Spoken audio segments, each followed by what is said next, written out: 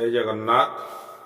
नीलाचल निवासाय निताय परमात्मने बलभद्र सुभद्राभ्यम जगन्नाथाय ते नमः। आप देख रही हैं जगन्नाथ जी को, जो कि अनंत कोटि ब्रह्मांड का नाथ है।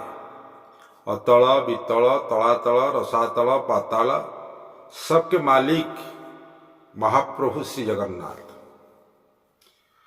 तो जगन्नाथ जी के बाद हम आपको बता रहे थे कि जगन्नाथ जी का शंख क्षेत्र का नाम क्या है, क्यों हुआ, क्यों उसका नाम शंख क्षेत्र हुआ।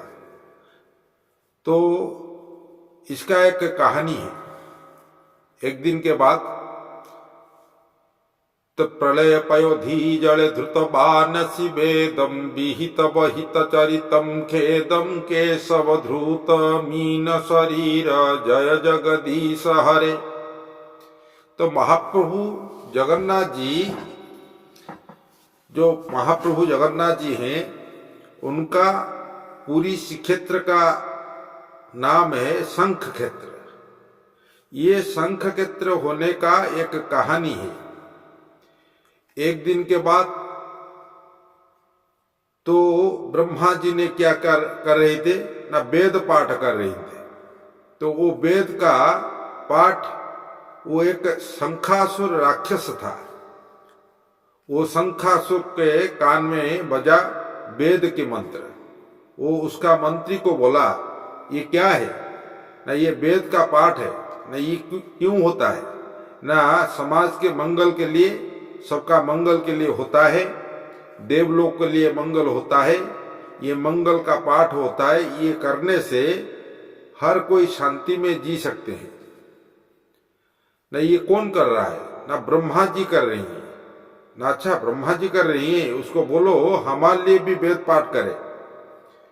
तो उनका जो मंत्री था वो जाकर ब्रह्मा जी को बताया कि हम शंखासुर का मंत्री है, हम आए हैं, आप हमारा महाराज जो है वो बोले हैं कि उनके लिए वेद पाठ करो। ब्रह्मा जी बोले कि एक राक्षस के लिए वेद पाठ नहीं हो सकता है।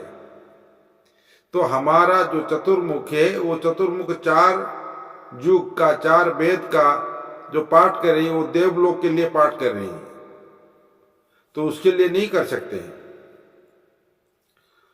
ना। ठीक है, वो जाकर शंखासुर को बता दिया कि ऐसा ऐसा बात है। ब्रह्मा जी बराबर मना कर दिए ना। अच्छा, वो ब्रह्मा जी जानता नहीं है कि हम कौन है। तो शंखासुर ब्रह्मा जी के पास पहुंच गया क्रोधित होकर, उसको बोला कि हमारे लिए भी वेद पाठ करो। तो ब्रह्मा जी उसको समझाया कि देखो, हम देवलोक के लिए वेद पाठ करते हैं, तो तुम्हारे लिए नहीं कर सकते हैं। हमारा ये जो चतुर्मुख है, 4 वेद पाठ करते हैं, वो हमारा विष्णु जी के लिए, ब्रह्मा जी के लिए और देवलोक के लिए, शिव जी के लिए, ये सब के लिए हम करते हैं, तुम्हारे लिए नहीं कर सकते हैं, ये फिक्स है। और हमारा मुख नहीं है, हम तुम्हारे लिए वेद पाठ कर सके। तो शंखासुर ने बताया कि देखो, तुम हमारे लिए वेद पाठ नहीं करोगे तो देख रही हो, ये हमारा हाथ में तलवार है, तो तुम्हारा माथा 4 को 4 उड़ा देंगे। तो ब्रह्मा जी भयभीत हो गए कि क्या करें। तो ब्रह्मा जी बोले कि और एक माथा होते तो तुम्हारे लिए वेद पाठ कर लेते। तो शंखासुर ने बोला कि तुम तो विधाता हो, ब्रह्मा हो, सृष्टिकर्ता हो, तो तुम्हारा और एक माथा प्रकट करो, तो हमारे लिए वेद पाठ करो। तो ब्रह्मा जी क्या करे ना, अपने और एक माथा प्रकट करके उनके लिए वेद पाठ करना शुरू कर दिया। तो जब शुरू कर दिया तो शंकर भगवान जी ने वो अपना तृतीय नयन में जान गए कि ब्रह्मा जी एक राक्षस के लिए एक माथा सृष्टि करके उनके लिए वेद पाठ कर रहा है। तो आगे कलियुग आ रहा है, वो तो सब राक्षस हो जाएंगे। तो ब्रह्मा जी क्या करेंगे ना, सब राक्षस के लिए एक एक माथा सृष्टि कर लेंगे। तो उनको सबक सिखाना चाहिए। तो शंकर भगवान क्रोधित हो गए और जाकर ब्रह्मा जी को एक चाटा मारा। तो जो वो पंचमा था वो आकर उनके हाथ में लग गया। ब्रह्मा जी बेहोश हो गए।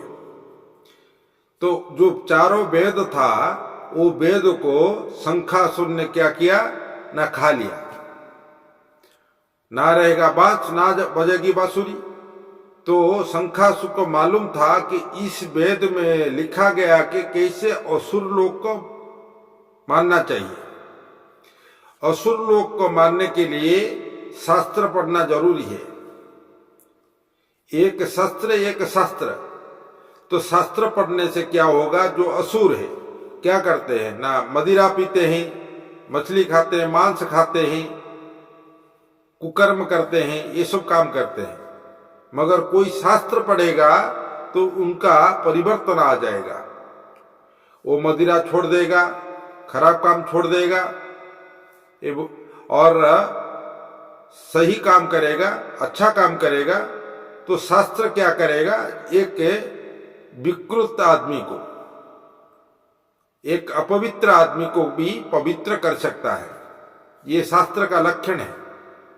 तो शंखासुर ने चिंतन किया कि ये इस वेद में लिखा गया कि कैसे असुर लोग को मारना होता है। तो उसको खा लेंगे तो असुर अमर हो जाएंगे, मरेंगे नहीं। तो ये चिंतन करके वो क्या किया ना, वेद को खा गया। खा के अथल सागर समुद्र में कूद गया। जब वेद नहीं, देवलोक का खाद्य है मंत्र, मंत्राधीन देवता। आजकल का तो मंत्र नहीं है, वो देवता का मंत्र सब चला गया है। आजकल कोई भी मंत्र पाठ नहीं करते हैं। जो भी करते हैं उनको वारण किया जाता है, क्यों करता है। ये हमारा भारत का सभ्यता हो गया है आज का। तो ब्रह्मा जी क्या किए, बेहोश हो गए। शंकर जी के हाथ में ब्रह्मा जी को माथा लग गया। तो शंकर जी को ब्रह्म कपाल दोष लग गया कि ब्रह्म हत्या पाप लग गया। तो वो क्या किया ना, शंकर भगवान ने देवलोक के पास गया। वो बोले कि उसके उपाय हमारा पास नहीं है। तो विष्णु जी के पास गया, बोले कि सशंख चक्रम सकिरीट कुंडलम सपीत वस्त्रम सरसी विहेक्षणम संघार वक्षस्थल कौस्तभस्यं नमामि विष्णु शिरसं चतुर्भुजम। हे भगवान विष्णु, अब उसका उपाय बताओ। तो हमारा हाथ में शंखासुर को वो ब्रह्मा जी का कपाल लग गया, तो क्या करेंगे ना। देखो, इसका निदान इधर में स्वर्ग में वैकुंठ में नहीं हो सकता है ना, और न इसका निदान मर्त्य में हो सकता है। आप जाइए पंचतीर्थ भ्रमण कीजिए, वो आपका पाप विमोचन हो जाएगा। तो शंकर भगवान चले पंचतीर्थ करने के लिए। इधर में क्या हुआ न, जब वेद को वो खा गया शंखासुर, तो सब देवताओं ने भूखा हो गए। उनके लिए खाना पीना बंद हो गया, जीना हराम हो गया उन लोग का। वो सब लोग जाकर भगवान विष्णु के पास शरणापन्न हुआ।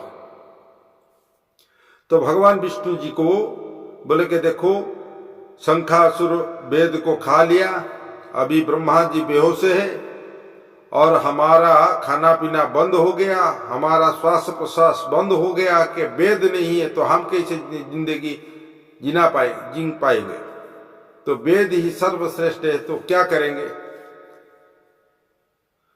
तो विष्णु जी चिंतन किया कि ब्रह्मा जी जब राक्षस लोग को वर देते हैं कि उनको बोलते हैं कि तुम दिन में नहीं मरना है, तुमको रात में भी कोई नहीं मार पाएगा, तुम शस्त्र में नहीं मरोगे, अस्त्र में नहीं मरोगे, पानी में नहीं मरोगे, आग में नहीं मरोगे, तो कैसे मरेगा वो हमको तो चिंतन का विषय हो गए ब्रह्मा। तो ब्रह्मा उसको वर दिया। अभी ब्रह्मा जी ने बेहोश हो गए, अभी वेद को खा के चला गया, तो कैसे क्या होगा। वो विष्णु जी को बड़ा चिंतन हो गया। फिर विष्णु ने चिंतन किया कि मछली के रूप में धारण करेंगे, मत्स्य अवतार धारण किए। तो मत्स्य अवतार धारण करके वो अथल सागर में ढूंढा, कहां पर है शंखासुर। तो ढूंढ के उनको मिल गया। तो शंखासुर को कैसे मारेंगे वो?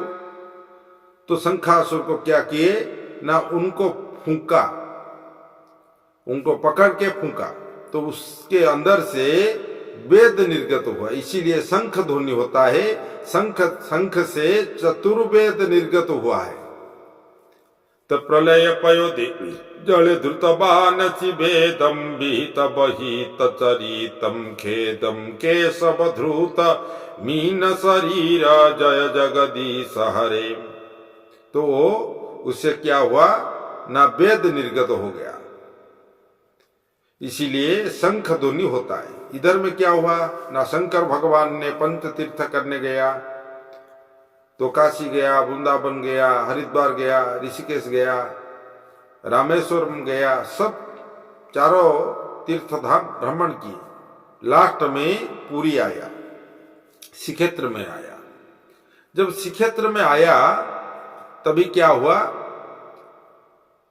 ना, वो कपाल निकल गया। इसीलिए कपाल मोचन महादेव एक श्रीक्षेत्र में है।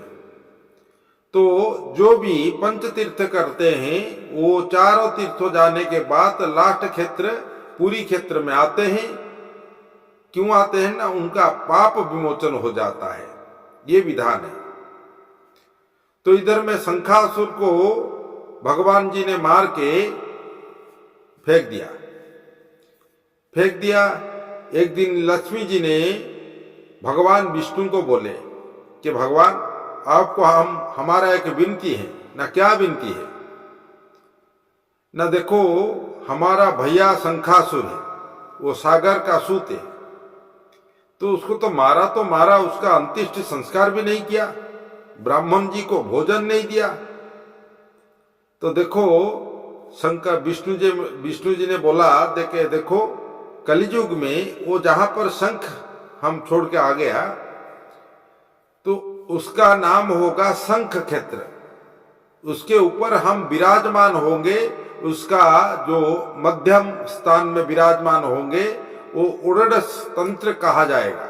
वो तंत्र को सब ब्रह्मांड में सब मानेंगे। तो उसके ऊपर हम विराजमान होंगे, हम भैरव के नाम पे ख्यात होंगे और विमला मैया भैरवी होंगे। तो वो शंख क्षेत्र के ऊपर भगवान विष्णु व जगन्नाथ जी ने विराजमान है, इसीलिए उसका नाम है शंख क्षेत्र। आप देखिए जगन्नाथ जी जो है वो ओंकार है, उसका मंदिर ओंकार है, उसका क्षेत्र ओंकार है, शंख जो है ओम। तो शंख क्षेत्र का नाम है ओंकार क्षेत्र, श्री क्षेत्र। वो लक्ष्मी जी के नाम पे ये शंख किसका था? लक्ष्मी जी का था। ये शंख समुद्र का था। तो जहां पर आप पूरी धाम देख रही हैं वो भगवान विष्णु का नहीं है, वो भगवान मैया लक्ष्मी जी का है। वो लक्ष्मी जी का क्षेत्र श्री क्षेत्र, शंख क्षेत्र। शंख भी उसका भैया के नाम पे नामित है, शंख क्षेत्र। तो पुरुषोत्तम क्षेत्र, उसका नाम है पुरुषोत्तम क्षेत्र। पहले क्या हुआ था ना, जगन्नाथ जी के क्षेत्र में जब कुछ मंदिर नहीं था, वहां पर एक चतुर्भुज विष्णु का मूर्ति था। वो मूर्ति को ब्राह्मण लोग क्या करते थे ना, कुछ ब्राह्मण लोग पुरुष सूक्त में पूजन कर रहे थे। उसका नाम पुरुषोत्तम गांव था। उसके बाद पुरुषोत्तम क्षेत्र से, पुरुषोत्तम गांव से पुरुषोत्तम क्षेत्र बन गया और पूरी बन गया। वहां पर पुरुष सूक्त पाठ हो रहा था। ओम सहस्र शीर्षा पुरुष सहस्राख्य सहस्रपात, ये ब्राह्मण लोग पाठ करके वो भगवान विष्णु को पूजन कर रहे थे, चतुर्भुज विष्णु को पूजन कर रहे थे। इसलिए उसका नाम पुरुषोत्तम क्षेत्र है, पूरी नाम आ गया। तो ये शंख क्षेत्र का महिमा है, जो चारों धाम जाने के बाद आपको जगन्नाथ जी के धाम आना ही पड़ेगा, क्योंकि जगन्नाथ जी ने ही कलियुग का प्रत्यक्ष भगवान है। वहां पर जो आते हैं उनका पाप विमोचन होता है, उनका धन धान्य धर्म अर्थ काम मोक्ष चतुर्वर्ग का फल मिलता है, मोक्ष भी मिलता है। ये जगन्नाथ जी का महिमा है। आप सब लोग को विनती है, आप सब लोग आए, हमारा महाप्रभु जगन्नाथ जी को दर्शन करें और जगन्नाथ जी का जो महाप्रसाद उसको सेवन करें। अगले टॉपिक में हम महाप्रसाद का वर्णन करेंगे। जय जगन्नाथ।